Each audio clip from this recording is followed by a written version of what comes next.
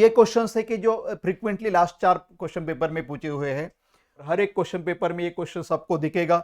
उसका active passive network, linear non linear network, unilateral bilateral network, ये कुछ definition है, ये भी आप करके रखो। अब तक के पेपर में 3 बार ये डेल्टा टू स्टार का प्रूफ आया है। हाय हेलो नमस्ते दोस्तों, मैं हूं गोगरे सर। आप सभी का आपके प्यारे प्लेटफॉर्म ऑल्सो इंजीनियर पर स्वागत है। दोस्तों आज हम पढ़ने वाले हैं last minute strategy electrical subject के लिए, BEE के लिए। जैसे कि बहुत से लोग अभी रेगुलर के लिए दे रहे हो कि कुछ लोग जिनका सेकंड ईयर थर्ड ईयर में ये सब्जेक्ट आगे जाके रुका हुआ है वो लोग भी पढ़ रहे होंगे। तो आज इसके हम स्ट्रैटेजी डिस्कस करने वाले हैं। तो थोड़ा सा उस हिसाब से फॉलो किया, सिलेक्टेड क्वेश्चंस आपने कर लिए तो आपका वो काम आसान होने वाला है। तो चलो हम स्टार्ट करते हैं ऑनलाइन स्ट्रैटेजी लास्ट मिनट के लिए। ओके, तो बेसिकली इसका अगर पैटर्न देखें हम तो यहाँ पर टोटल 8 क्वेश्चंस हो गए। पहला क्वेश्चन, दूसरे का और तीसरा क्वेश्चन, चौथे का और पांचवा 6 के लिए और 7th 8th के लिए और बराबर। तो टोटल आपको 4 क्वेश्चन सॉल्व करने हैं। हर एक क्वेश्चन आपका 8 या 18 या 17 मार्क्स के लिए होने वाला है। तो बेसिकली अगर देखा जाए तो पहला यूनिट मतलब यूनिट नंबर 3 और यूनिट नंबर 5 ये दोनों के क्वेश्चन 18-18 मार्क के लिए आते हैं। और यूनिट 4 और यूनिट 6 इनके क्वेश्चन 17-17 मार्क्स के लिए आते हैं। तो बेसिक एक इन जनरल अगर देखा जाए तो एक रफ स्ट्रक्चर ऐसा है उसका। हर एक क्वेश्चंस में 3 बीट होते हैं, A, B और C करके। तो ये बीट अगर क्वेश्चन नंबर 1 है तो 4, 6 और 8 ऐसा टोटल मिलके ये कितने मार्क्स के लिए होगा? 18 मार्क्स के लिए। इसका और क्वेश्चन नंबर 2 होगा, उसका पैटर्न भी वही होगा। यहाँ पर क्वेश्चन नंबर 3 के लिए अगर हम देखें, क्वेश्चन नंबर 1 का और कौन है हमारा यहाँ पर? Question number 2। ओके, हाँ, क्वेश्चन नंबर 3 का और कौन होगा हमारे यहाँ पर? Question number 4। ओके, तो यहाँ पर भी आपको वही 3 बीट दिखेंगे, A, B और C बराबर। तो यहाँ पर A 3 मार्क के लिए होगा, ये 6 मार्क के लिए होगा, ये 8 मार्क्स के लिए होगा। तो टोटल आपका यहाँ पर 17 मार्क का स्ट्रक्चर बन जाएगा। तो क्वेश्चन नंबर 1 और क्वेश्चन नंबर 5, 6 आपका 18-18 मार्क्स के लिए होने वाला है। वही क्वेश्चन नंबर 3, 4 एक दूसरे के और है, और क्वेश्चन नंबर 7, 8 एक दूसरे के और है, वो 17 मार्क्स के लिए होने वाले। तो यहाँ पर मैं लिख देता हूँ क्वेश्चन नंबर 5 जिसका और होगा क्वेश्चन नंबर 6। ओके, तो ये यहाँ पर भी 3 बीट दिखेंगे आपको, A, B और C। इसका पैटर्न होगा आपका 3, 6 और 8 ऐसा मिलके ये 17 मार्क के लिए होगा। क्वेश्चन नंबर 7 जिसका और होगा क्वेश्चन नंबर 8 बराबर। इसके लिए 3 बीट हो गए यहाँ पर A, B और C बराबर। तो ये होगा, सॉरी, यहाँ पर ये 3 की जगह ये 4 होगा, 4 मार्क्स के लिए होगा। तो ये टोटल वेटेज कितना हो जाएगा आपका? 18। यहाँ पर ये 3 होगा, ये 6 मार्क के लिए बनेगा, ये 8 मार्क के लिए बनेगा। तो यहाँ पर इसका टोटल वेटेज कितना होने वाला है? 17। मतलब 2 क्वेश्चंस आपको 17-17 मार्क के लिए है, 2 क्वेश्चंस 18-18 मार्क के लिए। ऐसा टोटल मिलके आपका टोटल होने वाला है 70 मार्क्स का। Is it correct? Likewise we are having the marking system over there. तो ये आपका मार्किंग सिस्टम। अब इसमें अगर हम देखें तो ये 4 और 6 मार्क का हर एक क्वेश्चंस में रफली अगर स्ट्रक्चर देखें तो 4-6 का थ्योरी बीट आता है, 8 मार्क्स के लिए न्यूमेरिकल होता है। हर एक न्यूमेरिकल आपको 8 मार्क्स के लिए हर एक क्वेश्चन में दिख जाएगा। तो यहाँ पर 4 और 6 जनरली उसके थ्योरी बीट्स होते हैं, वो क्या क्या प्रोबेबल होते हैं वो भी हम आगे जाके डिस्कस करेंगे। तो 4 मार्क के लिए भी थ्योरी, मतलब यहाँ पर थ्योरी मतलब क्या है? डेफिनेशन पार्ट बहुत कम है, वहां पर डेरिवेशन पार्ट आपको बहुत से दिखेंगे। तो ये रफ स्ट्रक्चर है पैटर्न वाइज, कितने मार्क्स के लिए कितना क्वेश्चन बन जाएगा। यहाँ पर आपको एक चीज ध्यान में रखनी है, अगर आपने पूरा प्रॉपर स्टडी करके आप गए हैं तो क्वेश्चन नंबर 1 का और 2 है ना, तो क्वेश्चन नंबर 1 ही सॉल्व करना है तो 1 ही सॉल्व करो, 2 सॉल्व करना है तो 2 ही सॉल्व करो। यहां से एक बिट यहां से एक बिट करके फायदा नहीं है बराबर। तो वो और के लिए आपको जाना नहीं है, बस इतना याद रखना है। 4 क्वेश्चन से आपके पास टाइम कितना है उस हिसाब से टाइम मैनेजमेंट बढ़ा लो। जो सबसे इजी क्वेश्चन है वो सबसे पहले ले लो। जैसे कि आपको लग रहा है कि क्वेश्चन नंबर 8 आपको सबसे आसान लग रहा है पेपर में, तो सबसे पहले 8 ले लो। इसके तीनों बीट अगर आपको ठीक से आ रहा है, फॉर एग्जाम्पल, हाँ, अगर 8 के तीनों बीट आपको ठीक आ रहे हैं तो सबसे पहले उसे स्टार्ट करो। सपोज A, B, C और 3 बीट है, ये तीनों के तीनों यहाँ पर आपको अगर आपका कॉन्फिडेंस ये है तो आपको ये आपके आउट ऑफ मार्क्स भी दे सकते हैं। उस हिसाब से आपको क्वेश्चन पेपर सबसे पहले रीड करना है ठीक से, बाद में उसको सिलेक्ट करके उसे सॉल्व करना है। तो ये छोटी छोटी बातें हैं वो आपको याद में रखना है, और के लिए जाना नहीं है।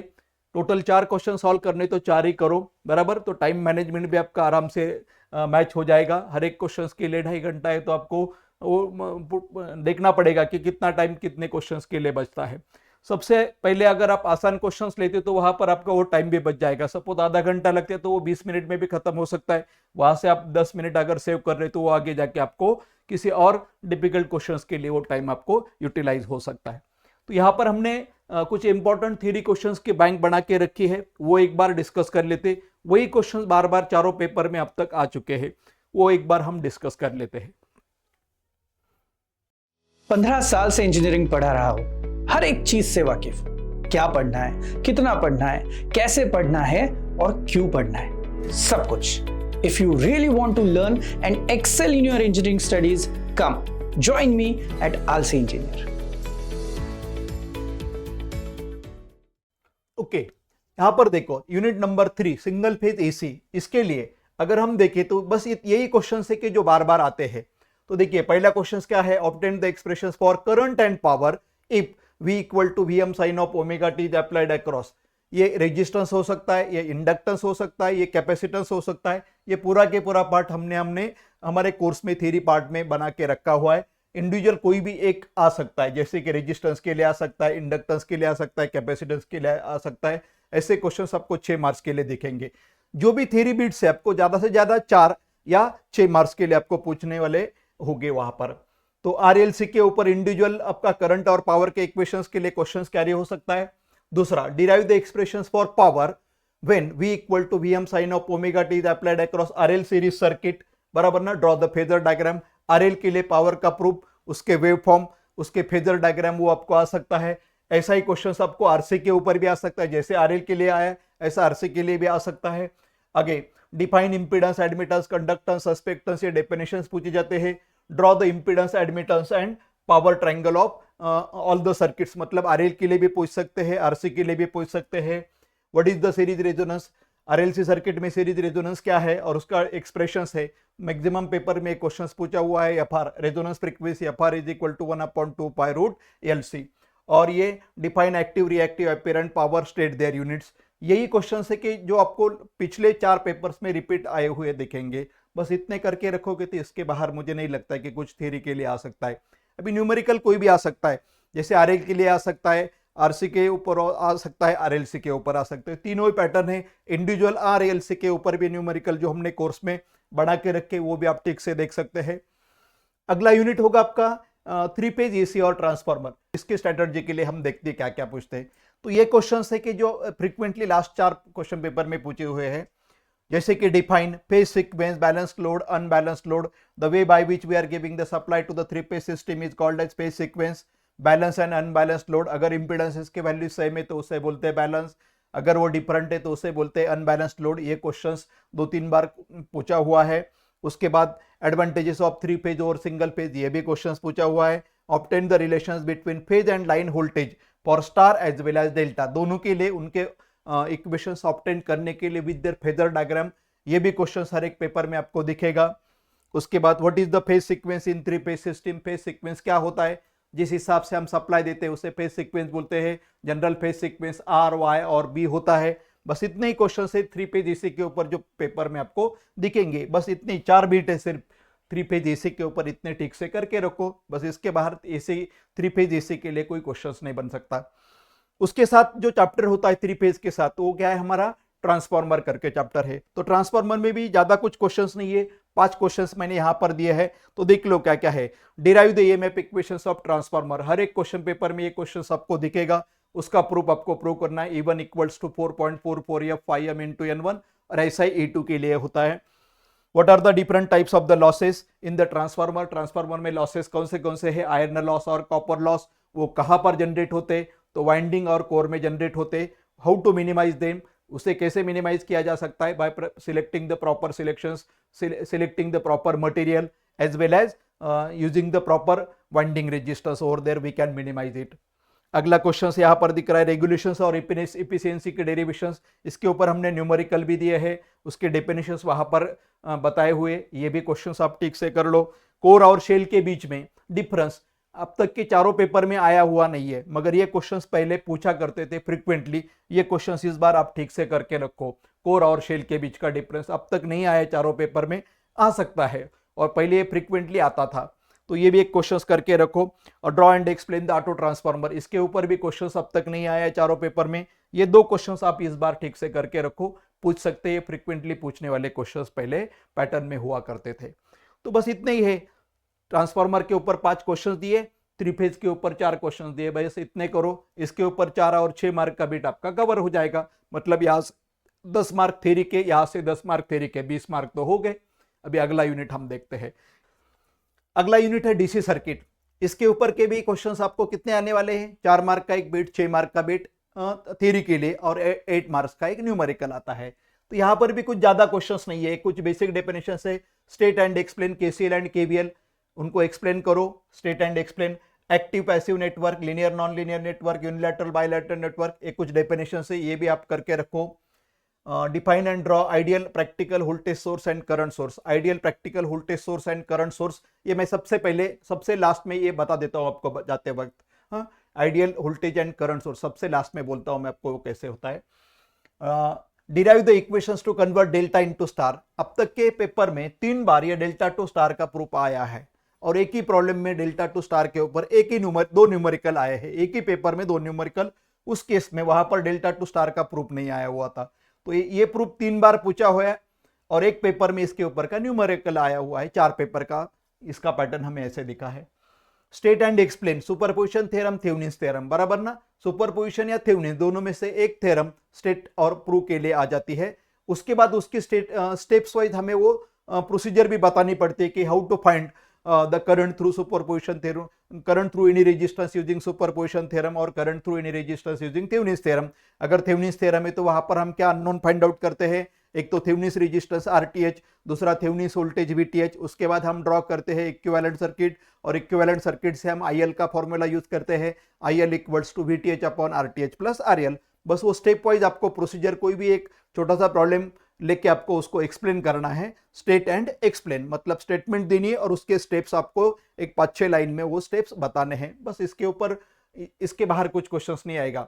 मतलब केसीएल केवीएल के स्टेटमेंट और एक्सप्लेनेशंस, थियरम्स के statement and explanations, delta to star का प्रूफ। अब तक स्टार टू डेल्टा आया हुआ नहीं है, इस बार वो आ भी सकता है, ऐसा कुछ नहीं है। दोनों प्रूफ हमने हमारे कोर्स में लेके रखे हैं, मगर 3 बार डेल्टा टू स्टार का ही प्रूफ पूछा हुआ है। तो उस हिसाब से आप डेल्टा टू स्टार तो कर लो, उसके साथ स्टार टू डेल्टा भी कर लो, वो भी हमने वहां पर लिया हुआ है। अभी जो मैं अभी बोल रहा था आपको आइडियल और प्रैक्टिकल वोल्टेज और करंट सोर्स क्या होते, तो मैं यहाँ पर आपको सबसे लास्ट में बोल देता हूँ किसी और पेज पर। तो यूनिट 5 के ऊपर ये क्वेश्चंस हो गए आपके 4 और 6 मार्क्स के लिए, बराबर ना? कुछ क्वेश्चंस 4 मार्क के लिए हो गए, कुछ क्वेश्चन 6 मार्क के लिए हो गए। डीसी के ऊपर ज्यादा थ्योरी क्वेश्चंस नहीं है, बस इतने ही करने हैं। लास्ट यूनिट है वर्क पावर एनर्जी, यहां पर भी कुछ सिलेक्टेड क्वेश्चंस है, और इसके साथ हमारा एक टॉपिक होता है वो मतलब बैटरी। बैटरीज के ऊपर के तो क्वेश्चंस बहुत आसान है। टोटल 3 ही क्वेश्चंस आते हैं बैटरी के ऊपर। एक तो क्या, लीड एसिड और लिथियम आयन का कंस्ट्रक्शन, बराबर। उसके बाद उसके एप्लीकेशंस, और उसके बाद उसके मेंटेनेंस प्रोसीजर, ये एक क्वेश्चन बनेगा। और लीड एसिड और लिथियम आयन के आपको एप्लीकेशंस बनाने, और वो दोनों के बीच में डिफरेंस है, खत्म। इसके बाहर कुछ करना नहीं है, बराबर। तो बैटरीज के ऊपर सिर्फ क्या, दोनों के कंस्ट्रक्शंस, दोनों का कंपैरिजन, उसके एडवांटेजेस ने, उसके एप्लीकेशंस और उसके मेंटेनेंस प्रोसीजर, खत्म। बैटरी के ऊपर कुछ इसके अलावा आता ही नहीं है। उसमें कौन से मटेरियल यूज करते हैं, जैसे इलेक्ट्रोड के लिए कौन सा मटेरियल यूज करते हैं। जैसे लीड एसिड बैटरी है तो पॉजिटिव इलेक्ट्रोड के लिए हम क्या यूज करते हैं, लीड पैरोक्साइड। नेगेटिव के लिए क्या यूज करते हैं हम, लीड मटेरियल। और इलेक्ट्रोलाइट करके सॉल्यूशंस करके हम क्या यूज करते हैं, HCl। ऐसे लिथियम आयन में क्या यूज करते हैं, वो सब आपको सिर्फ मटेरियल बताने, बाकी कुछ नहीं, और उसका कंस्ट्रक्शन एक्सप्लेन करना है, उनके एप्लीकेशन देने हैं, और उनके मेंटेनेंस प्रोसीजर क्या क्या है वो बताना पड़ता है। तो बैटरीज का एक क्वेश्चन कंपलसरी आपको वहां पर कवर अप हो ही जाएगा 6 मार्क्स के लिए। एक दूसरे के और में 7 और 8 के बीच में एक क्वेश्चन, दोनों क्वेश्चंस में बैटरी के ऊपर होगा 6 मार्क्स के लिए, कंपलसरी 6 मार्क्स के लिए होगा। इसके अलावा क्या क्या आता है इस यूनिट में, तो देखिए, define resistance of the material and state the factor on which it depend. Resistance मतलब क्या है, वो किस चीज के ऊपर डिपेंड है। Resistance is equal to resistivity into length upon area. So resistance किसके ऊपर डिपेंड है, उसकी लेंथ, उसका एरिया, मटेरियल यूज्ड, उसकी रेजिस्टिविटी, और वहां पर डेवलप होने वाला टेम्परेचर, इसके ऊपर रेजिस्टेंस डिपेंड है। रेजिस्टेंस का रेसिप्रोकल वहां से क्या बन जाएगा आपका, रेजिस्टिविटी। मतलब रेजिस्टेंस से हम रेजिस्टिविटी का फॉर्मूला बना के रेजिस्टिविटी के ऊपर भी क्वेश्चंस बोल सकते हैं कि define resistivity and state the factor on which it depends. आगे define the temperature coefficient of resistance, मतलब आरटीसी की डेफिनेशंस क्या है आरटीसी की definitions? It is the ratio of change in resistance to the initial resistance to the change in temperature. What are the factor on which it depend? It is depending upon the initial and final value of resistance, temperature as well as initial RTC. इसके ऊपर ये depend है. तो RTC की definitions और ये कौन से फैक्टर है कि जिसके ऊपर ये डिपेंड है. RTC में अब तक 3 बार ये प्रूफ पूछा गया है. Alpha 2 is equal to alpha 1 upon 1 plus alpha 1 into T2 minus T1. ये प्रूफ हमारे इसमें लिया हुआ प्रूफ है. Alpha 1 upon 1 plus alpha 1 into T2 minus T1. यहाँ पर हमने उसे एक्सटेंड करके भी कुछ लिखा है. तो यहाँ पर हमने इसको एक्सटेंड करके कैसे लिखा है देखिए. ये जो अल्फा 1 था ना, न्यूमरेटर और डिनोमिनेटर को हमने अल्फा 1 से डिवाइड किया, यहाँ पर भी अल्फा 1 से डिवाइड किया. तो ये प्रूफ हमारा वहां पर ऐसा बना था हमारे कोर्स में. अल्फा 1 अपॉन अल्फा 1 बराबर ऊपर divide by 1 by alpha 1 plus alpha 1 upon alpha 1 into T2 minus T1 ऐसे बना था बराबर. तो यहाँ पर अल्फा 1 जाता है, यहाँ से अल्फा 1 जाता है. मतलब यहां तक तो हम आए हुए थे. उसके बाद हमने बोला था divide numerator and denominator by alpha 1. तो अल्फा 1 अगर वो बनता है कैंसिल होके, तो ये बनता है 1 upon 1 by alpha 1 plus T2 minus T1. ये वाला जो प्रूफ है ये वही प्रूफ है, ध्यान में रखिए आप. आपको यहां तक जाने की जरूरत नहीं. जहां पर ये अल्फा 2 इज इक्वल टू बनता है वहीं पे आपको स्टॉप करना है. तीनों पेपर में यही प्रूफ पूछा है. इसका एक्सटेंशन हमने उस हमारे कोर्स में बना के रखा है. ये आगे वाला पार्ट नहीं किया तो भी चलेगा, यही पे आपका प्रूफ खत्म हो जाएगा. अब एक बार ठीक से देख लो. Draw and explain the construction of lead acid battery. Lead acid और लिथियम के बीच में difference, maintenance procedure of batteries, बाद में expressions for insulation resistance of single core cable. ये भी क्वेश्चंस 3 पेपर में पूछा हुआ है. इंसुलेशन RI रेजिस्टेंस का प्रूफ क्या है? प्रूफ वो RI is equal to rho I upon 2 pi L log N R2 upon R1. वो प्रूफ आपको सिंगल कोर केबल के लिए इंसुलेशन रेजिस्टेंस का 3 पेपर में पूछा हुआ क्वेश्चन से, ये भी इंपॉर्टेंट है. और लास्ट है name the material used for anode cathode and electrode. दोनों बैटरी में एनोड कैथोड इलेक्ट्रोड करके क्या क्या मटेरियल यूज करते हैं वो हमें पूछा है. तो वो भी आप वहां से कर लीजिए ठीक से. आई होप ये 6th यूनिट भी आपका वैसे बहुत ईजी है. ये भी आपको आउट ऑफ मार्क दे सकता है. हर एक यूनिट में सबसे लास्ट वाला क्वेश्चन ABC जो होता है, तो C में जनरली हमें न्यूमेरिकल पार्ट दिखता है. हर एक numerical most of the case में 8 मार्क्स के लिए हमने वहां पर देखा हुआ है. एक छोटासा फक्त मला पार्ट तुम्हाला एक्सप्लेन करायचा आहे. व्होल्टेज सोर्स आणि करंट सोर्सचा 1-2 मिनिटात मी एक्सप्लेन करतो तो. ओके, आयडियल व्होल्टेज सोर्स असा असतो. आयडियल व्होल्टेज सोर्स सर्वांच्यासाठी विचारण्यात जाणारा डीसी सर्किट मधला क्वेश्चन्स. ह्या ठिकाणी आपण आयडियली व्होल्टेज सोर्स दाखवताना त्याला फक्त पोलॅरिटी दाखवतो व्होल्टेज सोर्सला. इथे असतं टर्मिनल व्होल्टेज VT, यातनं फ्लो होणारा लोड करंट IL आणि या ठिकाणी applied voltage V. Okay, this is called as the ideal voltage source. In case of ideal voltage source बरोबर, in case of ideal voltage source we will draw the graph between V and I characteristics VT versus IL. जर आपण load current वाढवलं तर voltage तुमचा constant राहतो. कुठल्या केसमध्ये? आयडियलच्या केसमध्ये. If you increase the load current, terminal voltage becomes constant for the ideal source. आता हा जर तुमचा प्रॅक्टिकल असेल, practical source, practical voltage source, so it should be shown like this. बस एवढंच तुम्हाला एक्सप्लेन करायचं आहे. प्रॅक्टिकल व्होल्टेज सोर्स असा दाखवतात, voltage source in series with a resistance. Okay, ह्याच्या अक्रॉस टर्मिनल व्होल्टेज VT, यातनं फ्लो होणारा लोड करंट IL, हा असेल R, हा असेल प्लस मायनस आणि हे applied voltage V. In case of practical voltage source, if you increase the load current, okay, terminal voltage will get drop. Terminal voltage काय होतं ह्या ठिकाणी? ड्रॉप होतं, म्हणजे कमी होतं. ओके, प्रॅक्टिकली लोड करंट वाढवला की व्होल्टेज काय होतं? ड्रॉप होतं. हा झाला आयडियल व्होल्टेज सोर्स आणि प्रॅक्टिकल व्होल्टेज सोर्स. असंच एक्सप्लेनेशन तुमचं आयडियल करंट सोर्स आणि प्रॅक्टिकल करंट सोर्स साठी येईल. Ideal current source,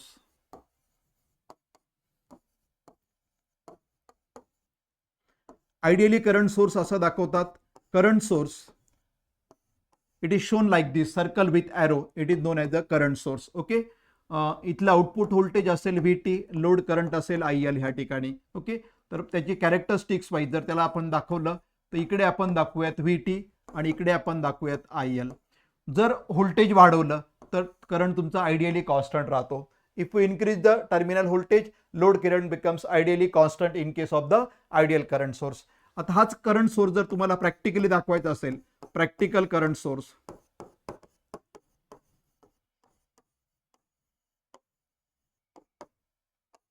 practical current source, तर प्रॅक्टिकली त्याला आपण असं दाखवतो, current source in parallel with resistance. Okay, त्याच्या पॅरलल मध्ये रेजिस्टन्स आपण अप्लाय करतो. इथे असेल टर्मिनल व्होल्टेज, हा असेल लोड करंट.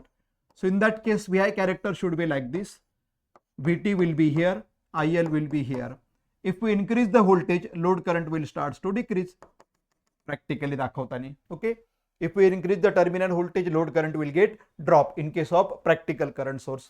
तर ह्या 4 सर्किट्स तुम्हाला एक्सप्लेनेशन साठी विचारतात. क्वेश्चन्स एकतर व्होल्टेज वरती विचारलेला आहे किंवा एकतर करंट वरती. आयडियल किंवा प्रॅक्टिकल, आयडियल किंवा प्रॅक्टिकल, आयडियल प्रॅक्टिकल एकत्र, आयडियल प्रॅक्टिकल एकत्र किंवा इंडिव्हिज्युअली आयडियल प्रॅक्टिकल रिलेटेड सुद्धा विचारलेलं असू शकतं. ते 4 सर्किट डायग्राम आणि त्यांचे 4 ग्राफ फक्त या ठिकाणी आपण डिस्कस केलेले आहे, ते व्यवस्थित बघून घ्या. तर आजच्या सेशनमध्ये आपण लास्ट मिनिट स्ट्रॅटर्जीवर BEE रिलेटेड काही डिस्कशन या ठिकाणी केलेलं आहे. आय होप सर्वांना याच्यातलं लास्ट मिनिट स्ट्रॅटर्जीची रिलेटेड मी जे काही सांगितलं सर्वांना समजलं असेल. सर्वांना पेपरसाठी बेस्ट लक.